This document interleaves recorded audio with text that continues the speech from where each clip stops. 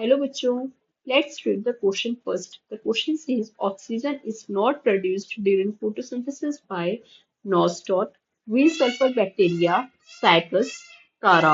हमें बताना है ये जो चारों ऑर्गेनिज्म है इनमें से किस में फोटोसिंथेसिस के दौरान ऑक्सीजन प्रोड्यूस्ड नहीं होती है. So the key concept used in this question is the information about the photosynthesis. अब फोटोसिंथेसिस होता क्या है? फोटोसिंथेसिस एक ऐसी प्रोसेस होती है जहाँ पे ऑटोट्रॉपिक ऑर्गेनिज्म सनलाइट की प्रेजेंस में अपना खाना खुद से बनाते हैं.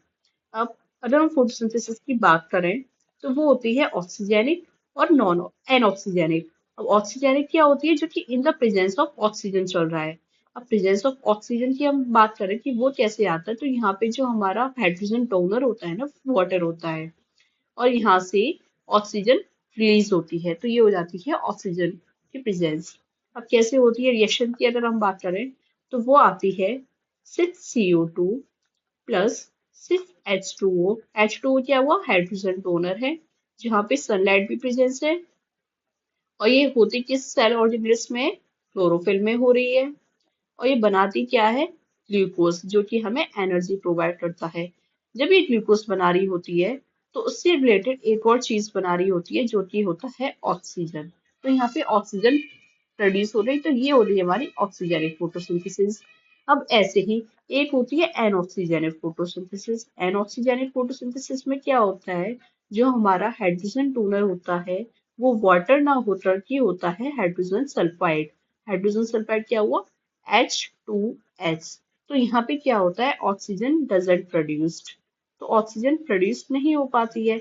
अब हम देखते हैं कि कौन से ऑर्गेनिज्म हैं जो ऑक्सीजेनिक फोटोसिंथेसिस कर रहे हैं और कौन से ऑर्गेनिज्म हैं जो एनऑक्सीजेनिक कर रहे हैं. तो अगर हम अपने एग्जांपल्स को ही देखें तो नॉस्टॉक जो हुआ, नॉस्टॉक आया हमारा ब्लू ग्रीन एल्गे में. नॉस्टॉक आया ब्लू ग्रीन एल्गे, जहाँ पे क्लोरोफिल भी प्रेजेंट है और सारी चीजें प्रेजेंट हो, तो ये देता है हमें ऑक्सीजेनिक फोटोसिंथेसिस.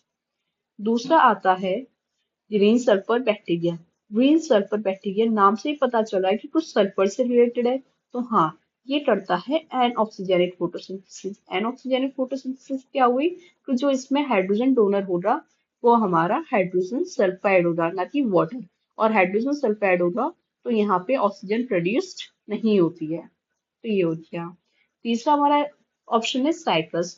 साइप्रस एक प्लांट है जिसमें सिंपल है कि क्लोरोफिल प्रेजेंट होता है और वो सनलाइट की प्रेजेंस में नॉर्मल जो हमारी ऑक्सीजनिक फोटोसिंथेसिस होती है, यानी कि वो ऑक्सीजन प्रोड्यूस कर देता है.